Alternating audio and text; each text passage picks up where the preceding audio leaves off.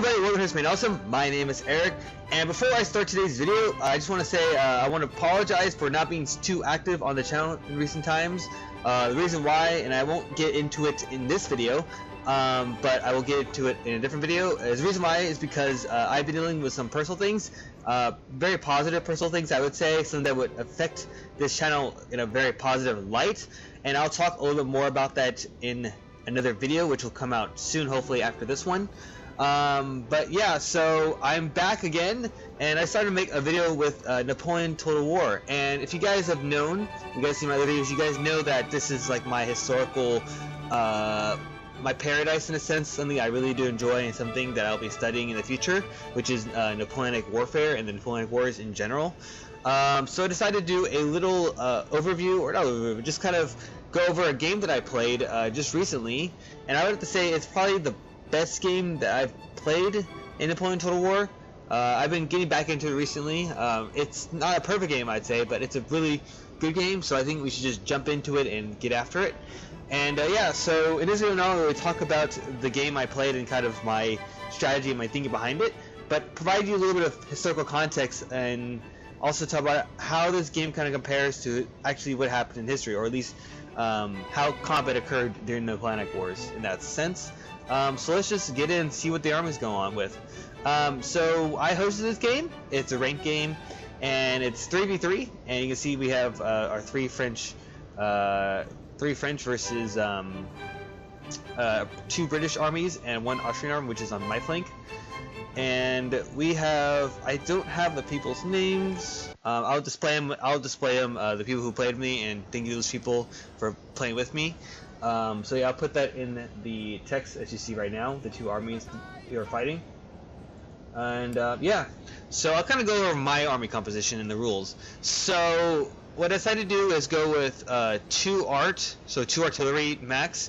You cannot use unicorns or rockets, which in reality were not really, well, rockets themselves were employed by the British later in the war, but they were very ineffective. At times they even like come back and hit where they came from, and they're just very inaccurate. But in this game, they're just like, you know, literally like accurate rockets that to shoot from way long distances. So I decided to not add those. And then unicorns, not really a problem for these guys, because we're using British and the French and the Austrians, which don't have access to that. But if you're playing as the Ottomans or the Russians, you would have access to those types of equipment. So yeah, so 2 artillery. So let's go to my army composition right now. Let's see. So I'm going with 4 light. So I went with a regiment, 2 regiments of Voltigeurs and 2 regiments of Chasseurs. Voltigeurs are more like your sniping units in a sense, your actual skirmishers, while Chasseurs are more less line infantry that can deploy into a loose formation like skirmishers, so they can take a little more casualties and actually stand up with line infantry rather than Voltigeurs who like to pick off people from a much longer distance. And yeah, so the battle starts out, I want to say the battle, but the game starts out kind of chaotic because they start the clock down quickly. So I try to get my army into position, and I'm right here controlling the right flank, so I can show you kind of how I put together. And my allies, let's see, 2 regiments of militia on my center flank. They went with some Fusiliers, as well as some Swiss foot. Fusiliers lines as well, Swiss foot. They got some old guard, Chasseurs or Cheval, which are your cavalry units, and Chasseurs Chevals as well, cavalry units as well. They went with 6-inch howitzers like I did. General staff, of course. Voltigeurs, mainly they went full Voltigeurs, so that's not a bad idea. And then artillery Chevals, these are much more heavy artillery.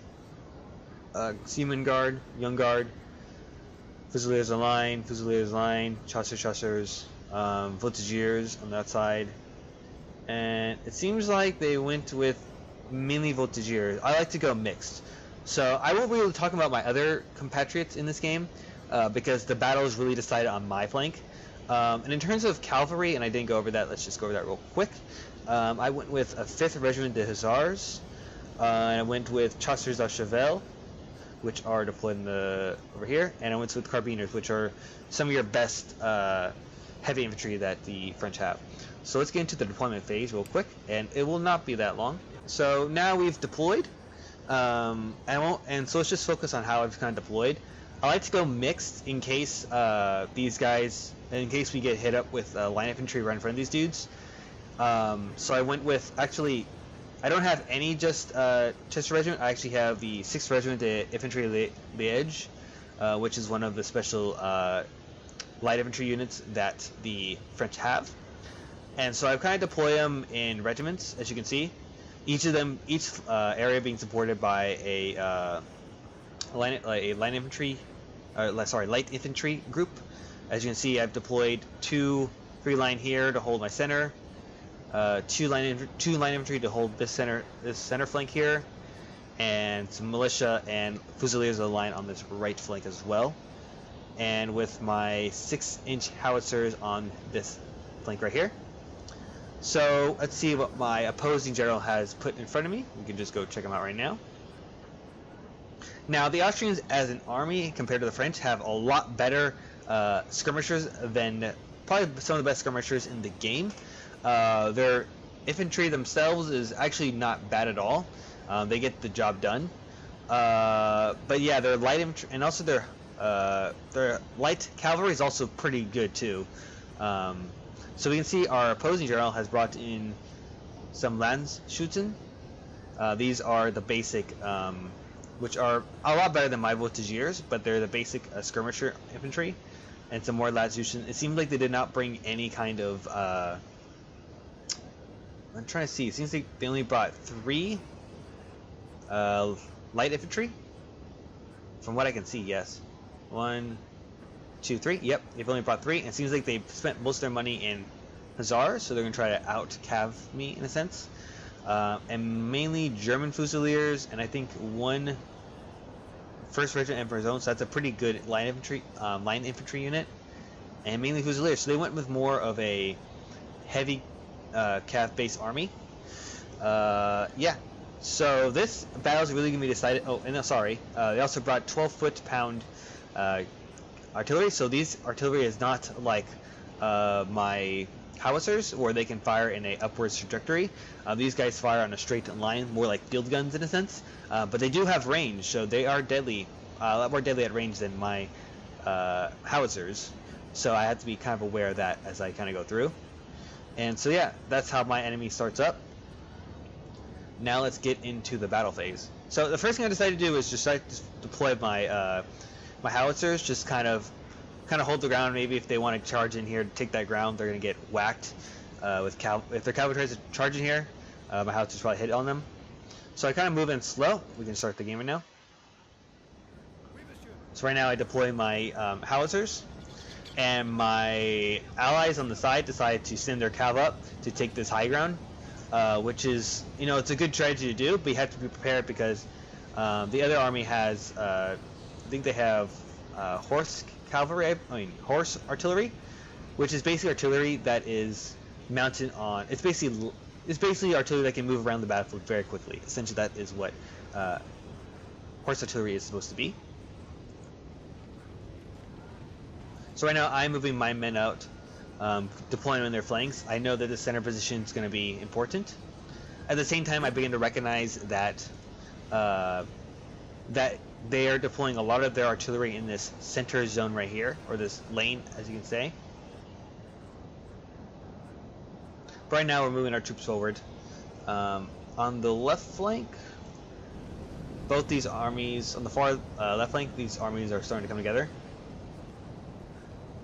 So these guys. So that's pretty good. Let's go back. So a lot of what happens is that we get seen a lot of skirmishing between these two armies. So let's go back to the center flank. Seems like we have some Chasseurs trying to take out that artillery. And I don't know if they're going to be able to. Let's see. And it seems like they're going to take one of them off the field at least.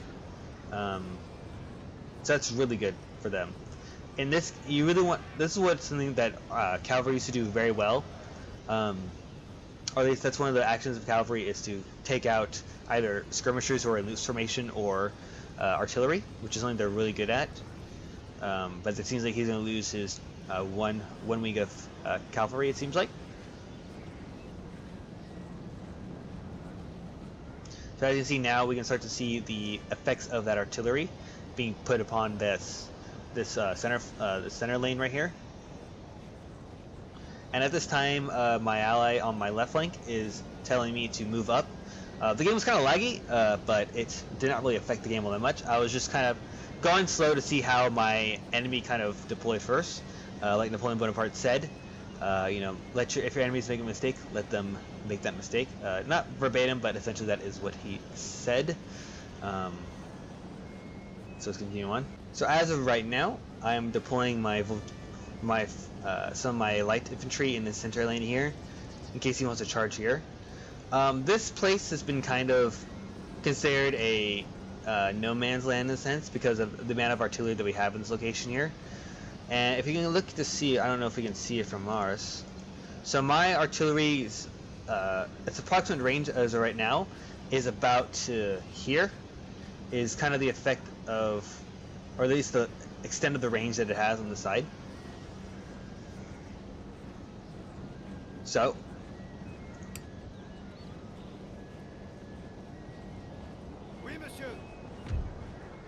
and in this sense, my artillery will not really be used to affect any kind of, I guess, damage on the enemy in a sense. It's really meant to deny the enemy's ground, to allow me to move to other places, which is one thing that artillery can be useful and was useful during this time.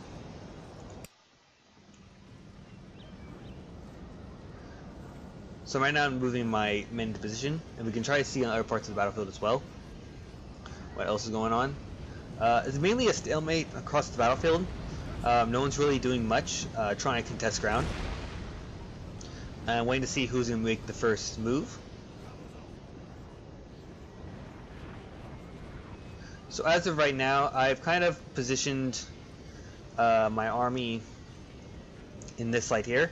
Kind of seeing what they're doing, kind of seeing how they're deploying their forces and where it can kind of hit them. That's mainly my strategy, is kind of counterattack people and things of that nature. As you can see right now, it seems like he's deploying, he's moving up his men, because he sees that, he believes that artillery is not going to affect him right now, so he's moving up his, actually he does have 4 light infantry, and this is actually, I believe, if I'm not mistaken, the best infantry unit that the Austrians have in terms of cost, which is their most elite light infantry, or skirmishers in that sense. So they definitely would outrange me in a skirmishing battle. I was just hiding it a little bit. Now they're hit again. Again, not much is happening on the battlefield right now. We're just kind of feeling each other out, kind of skirmishing a bit. Okay, so this is the first move of the game. So what I've noticed is that they've deployed their artillery in the center lane right here, positioned with this army here. His 6 with the British 6-pounders as well. So what I do notice is that basically any type of attack that was to go through here was to get absolutely annihilated. So to attack in this fashion would be very unintelligent. And what begins to happen here as well is that the artillery begins to firing on my French counterpart. And you can actually see, if I can look correctly, they're actually retreating from that line. So you just tell, it just shows how much artillery fire is in that position. So what I decided to do is, I believe that my French army in general is a lot more stronger than my opponent on my left flank. So I decided to kind of isolate and attack him here. And you can see the Fusiliers are beginning to move in that as well. And what I decided to do is that the center lane probably won't be contested. So I just tend to send the bulk of my army on this flank here, as you can see. So that is what I'm doing right now. I hear some Fusiliers, some cavalry, and some young guard in the center in case I need to bring them back out into the field.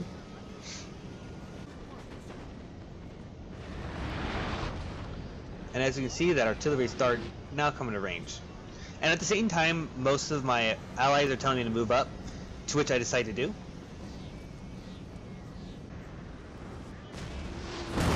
So as of right now, we can begin to see that my artillery start to find its range a bit.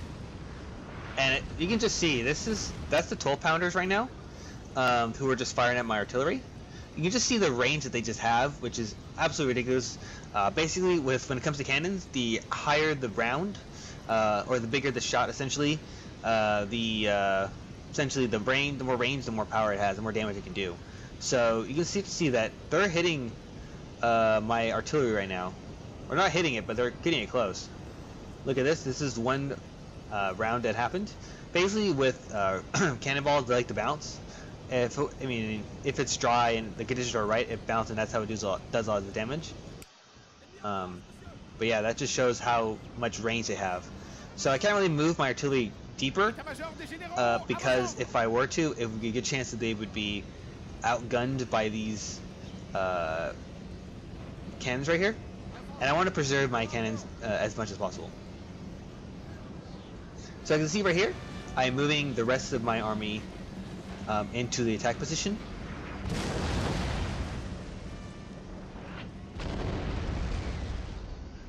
Now, one thing people say about this game, and I think, which I can see people's belief in that sense, is the fact that artillery is unbalanced because the fact it doesn't have any type of ammunition in a sense. There's no like. But then again, it's not really. I could see that in a sense. I think that they've done a good job in the Total War games to kind of rectify that mistake. But I would say as well as that I think if both armies are abiding by the same rules, then it's not really unfair in a sense because both armies are set to the same standards in a sense. So I think artillery makes the game a lot better. Is what I'm trying to say, and a lot more realistic. So as you can see right now, I have decided to move all of my cavalry to this side. The reason being is because if you can notice on his flank right here, he has 1, 2, 3, 4, and as you can see a little bit, the British center decides to bring their Horse Guards, so they will outdo me on cavalry. Seems like my general's getting shot at. Let's go back to my side here. So I know that, so basically with cavalry, it is a military wing that comprise around maybe 20-30% of an army, essentially.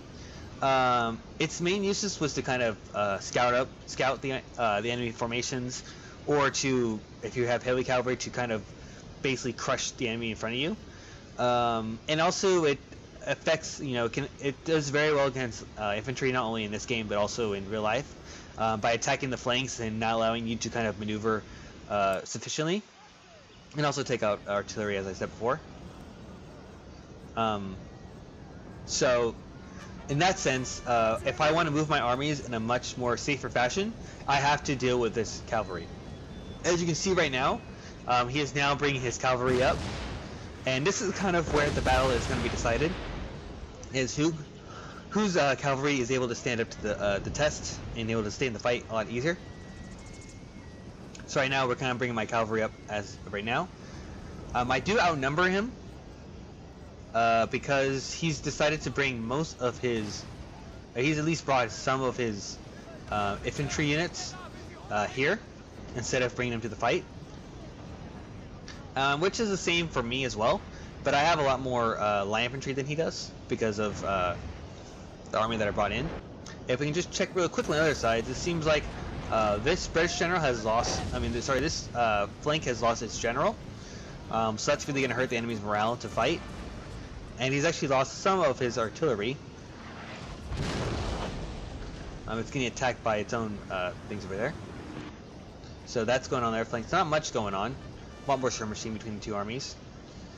So right now I'm moving my own cavalry onto its own flank right here, because I know that this is where the battle is going to be won and lost, is this cavalry duel right here. So right now I'm moving my skirmishers up nice and slowly. As they move, as their skirmishers move back, I move my skirmishers up.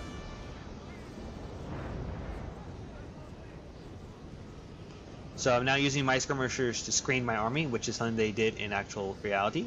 And I think that's something that Napoleon Total War does very well, is capturing how these forces were used, and also how they look, I would say, is if you were to get it to a somewhat closer distinction.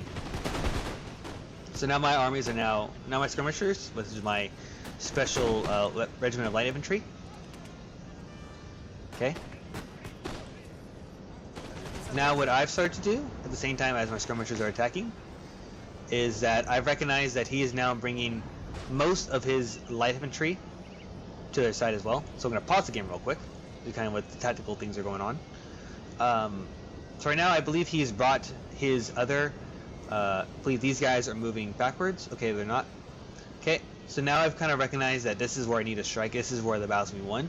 So at the same, what I decided to do is I decided to move most, if not all, my soldiers, at least my light infantry, to the other side to provide support, because I know that's where the battle's going to be won and lost.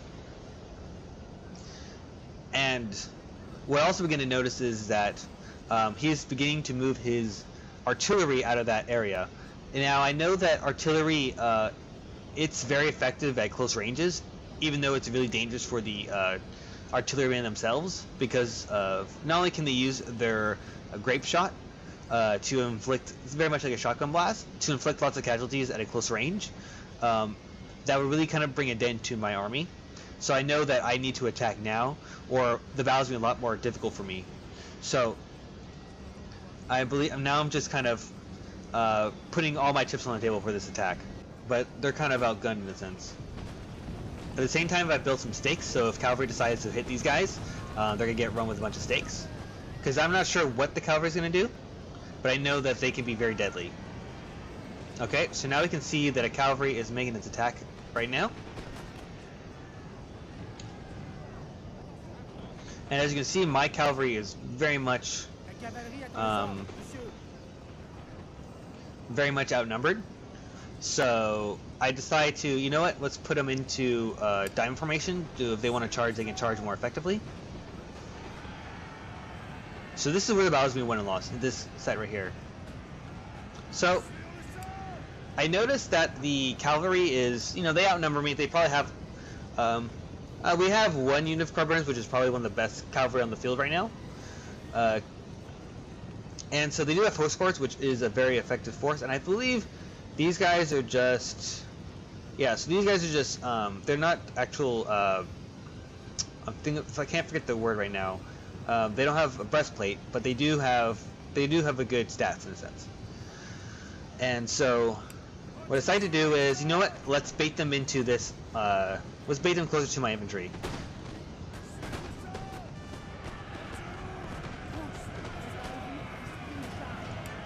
So in hindsight, that one might have been a decent idea. Especially it would be better if they were charging forward. So that was not a very good idea myself. The thing is that they're now going to get countercharged from my guys here. And at the same time, they're getting shot by people in square formation as well. And he decides to do a very good job by giving him the opportunity to move his main army forward. And at the same time, I decide to bring most of my army to the side, because I now know I'm putting all my chips on the table here.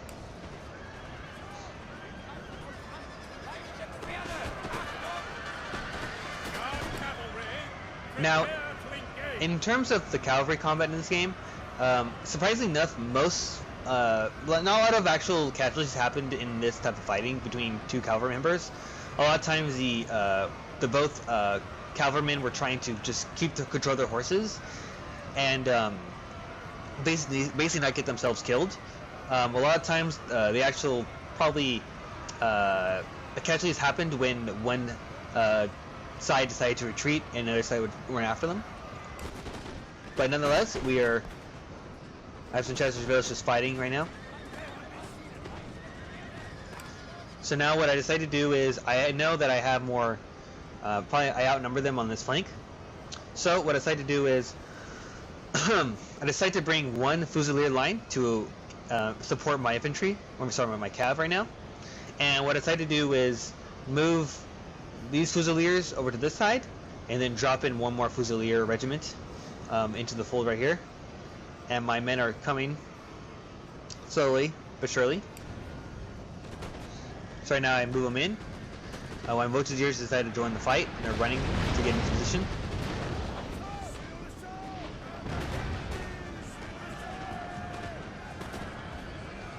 So right now this cavalry fight is going well with this cav unit, and now I charge with my Chasseurs. They're now going to push this army out. So not a bad strategy, but I think they should have probably brought more infantry support. So right now as well, while my men are engaging the Austrian left flank, my ally in the center decides to launch his own attack to put pressure on this army here, which is a very good strategy. Now what he should have done, my Austrian counterpart, he should have probably brought his light infantry into the action a lot quicker, either to come here or there, but it seems like he was just overwhelmed by what was going on.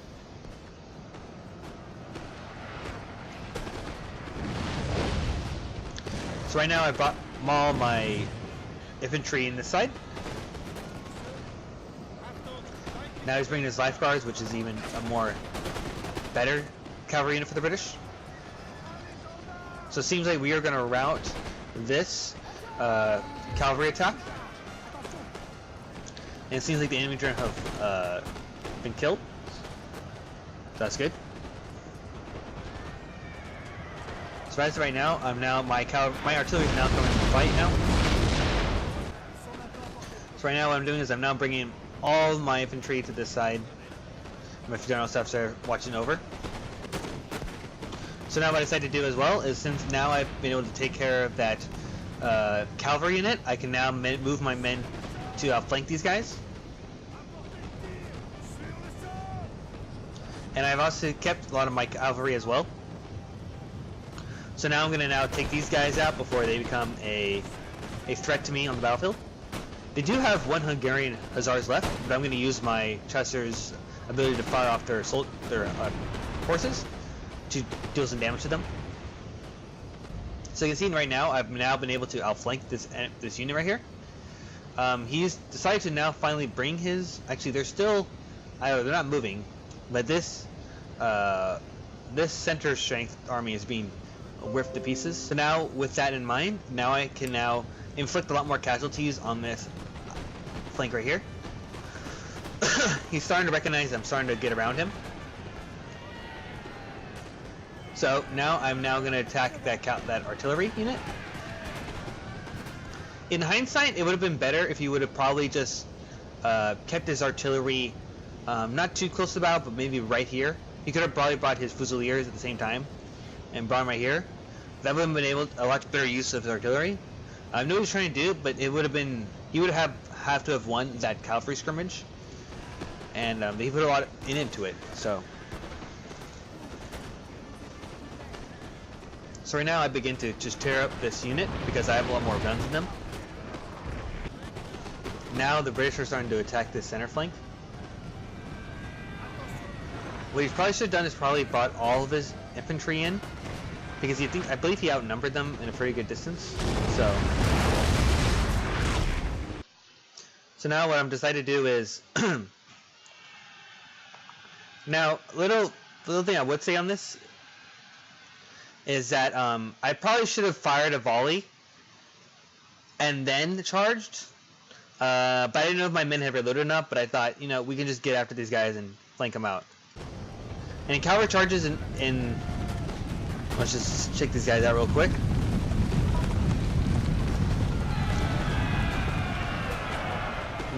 Very nice. Charges in this time were very effective. Very few times would he's actually bringing his things out, but too late. My guys are already here, gonna take him out. Here's another important point that happened in the battlefield. So I'm moving these guys out, and I will go back on the point where I was talking about cavalry charges. Okay, sorry, not light infantry charges. But the British Army decides to take on my Howitzers, and if you guys notice, my Howitzers haven't really done much at all in this game. They were really meant to just kind of occupy that center position in a sense. So I kind of see that, and so what I decided to do is switch them over to canister shot as well. Let's see how that goes. So right now they are gonna load that canister shot, and their what's it called? Their morale's already a lot low, so we'll just see how this goes. So my Voltigeurs are now leaving the battlefield.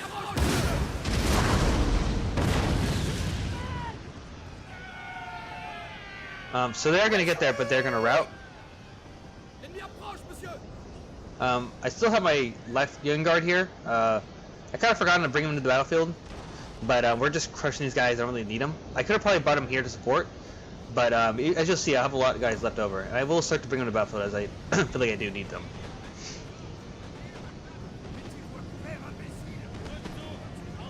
So right now, this cavalry charge was able to sink their line, essentially, and now he decides to bring the majority of his army forward. But he's already taken so many casualties that it might be a little too late. So let's just continue with this fighting. As you see, I still have lots of, reinforcements in the back, or reserves.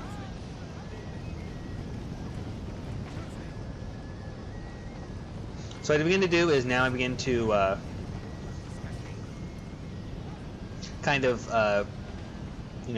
surround them in a sense. At the same time, my French ally is going to bring his own armies together as well to attack.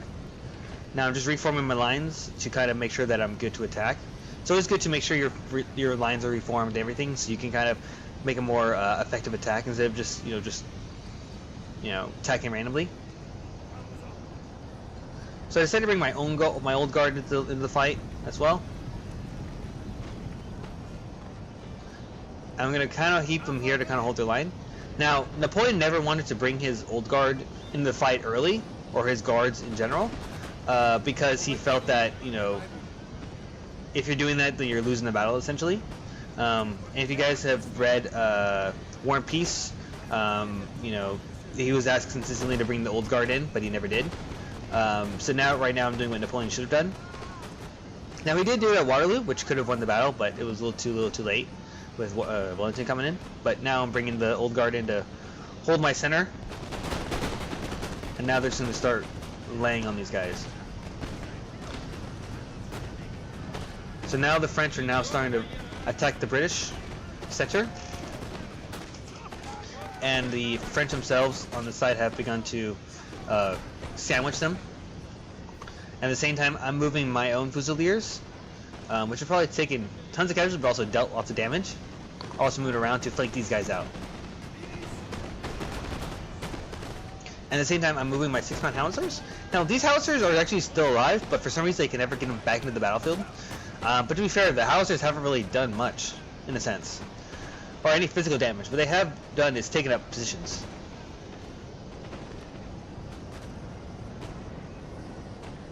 So now I'm bringing my young guard in. I was thinking of bringing him in here, but I believe that my French counterpart was able to control them. And we just kind of check out what's going on the battlefield. It seems like this battle is actually relatively close. He's actually taking a lot of casualties, but he still has his horses, which, if you have horses, you can control the battlefield in a sense. Let's go back to my side. We're now starting to sandwich them. I still have most of my light infantry, which is excellent. So right now I've been able to outflank them, which is excellent. And now I probably should have charged these guys, which would probably have been something I should have done, but we can also do it later. But before I get a chance to, now they're going to try to take this house. We've outdone them pretty good.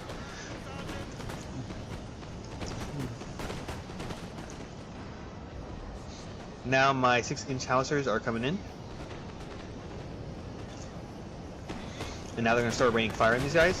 Surprisingly, the British still have 1 Dragoons. And then there goes my artillery.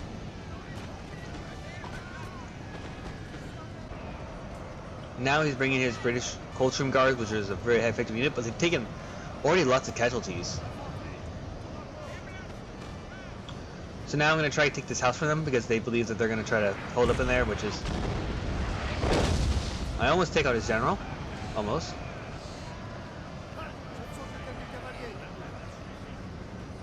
So now, right now, I'm now bringing the majority of my army in. And this house is being contested. In the center, it seems like the British are starting to mount a counterattack. One thing is that at least they believe that the center army did not really do much. But to be fair, the battle was one loss on the center lane. So now the British are going to try to attack my artillery again. In a little bit. Which was kind of a waste. Well, I mean, not really a waste. So right now, my artillery is now raining fire on these British right here, these cold shooting guards.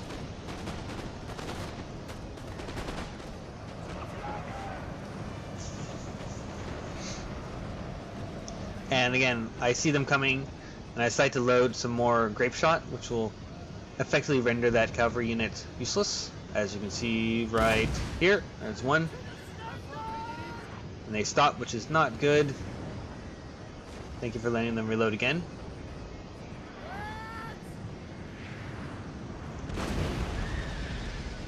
And there you go. And I route another cavalry unit. So now we're putting more pressure on the British center. And I still have, you can just see how much more soldiers I still have. I still have some young guards coming in. They really didn't do much. And you can say, well, why did you send your old guards? The old guards are not that good. But you can see the old guards, just check them out real quickly. They still have 109 to 120, so they've not really taken that much casualties. Most of my work has been done by my light infantry, to be fair, which still are going. And my militia are still pretty strong too, even though they've been in the fight for a lot longer than most of my other units. So if your militia is still surviving, then the battle's going well.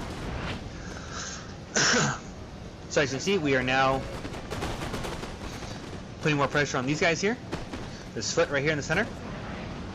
Oh, and as we're talking about this, I was going to say more in depth about melee, or at least melee attacks by light infantry. To the most part, light infantry, they never really went into hand-to-hand combat on the open field all that too much with other infantry in a sense.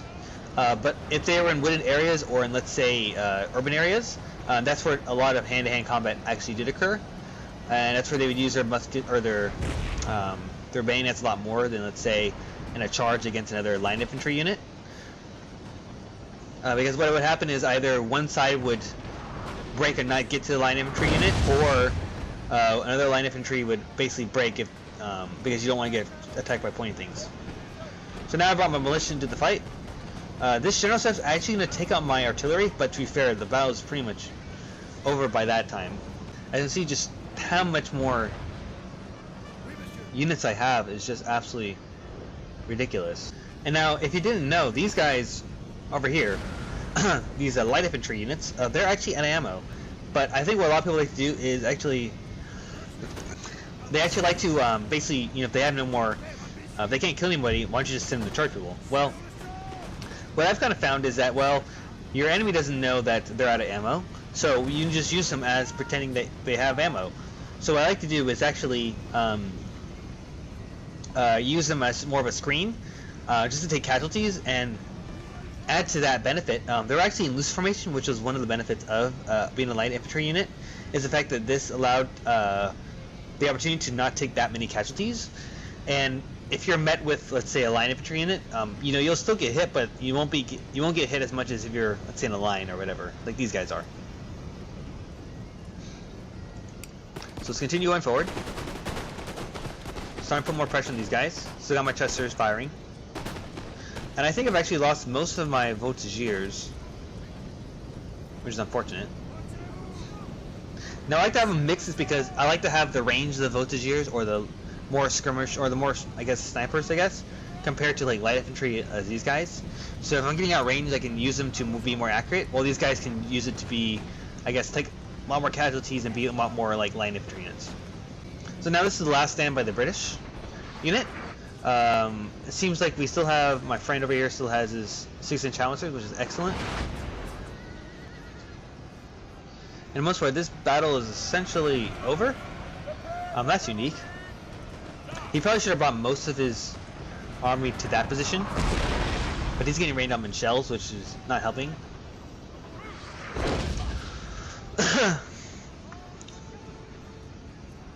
And again, since I've told him that, he's gonna move. These guys are screening without actually shooting anybody.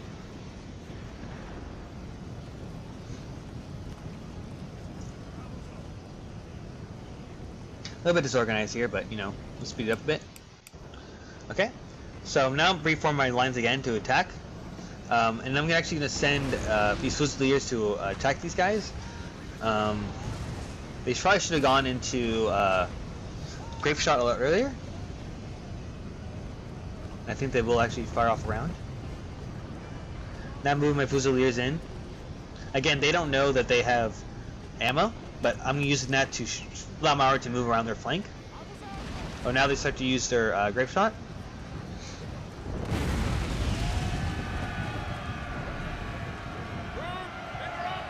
And now we've been able to hit that cannon, which is excellent. And again, I'm using these guys to screen my army. And our general's going to get shot in a little bit. These are way too low things. By this time, as you can see, I still have my old guard in the back. I still have Fusiliers. I still have Fusiliers. I still have my young guard, who's not taking any casualties. So then we just chase these guys down.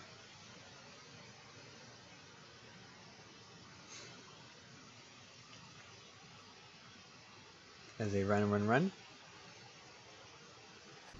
Okay, so we can just check out these battle statistics. Thank you to CMP Strout and Hutch and Daggerfawn and Winston Churchill and Antichrist for playing with me. And we just see, I actually had some of the lowest amount of troops. I had 1569. My Austrian counterpart had a little less than me. I only lost 580 soldiers.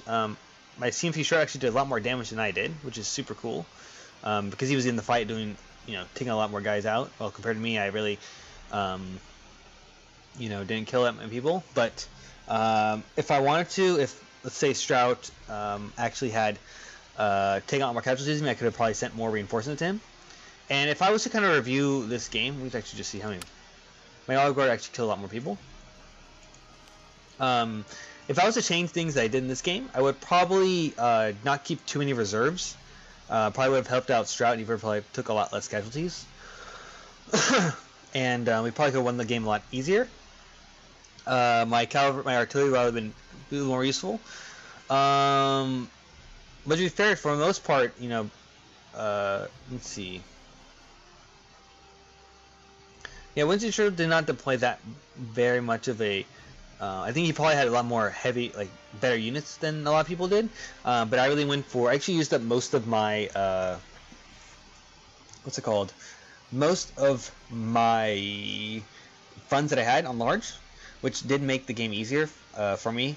So that's something I would change. Is probably bring a lot more units into the fray a lot earlier. Don't have too many reserves, and the battle could have probably been a lot easier.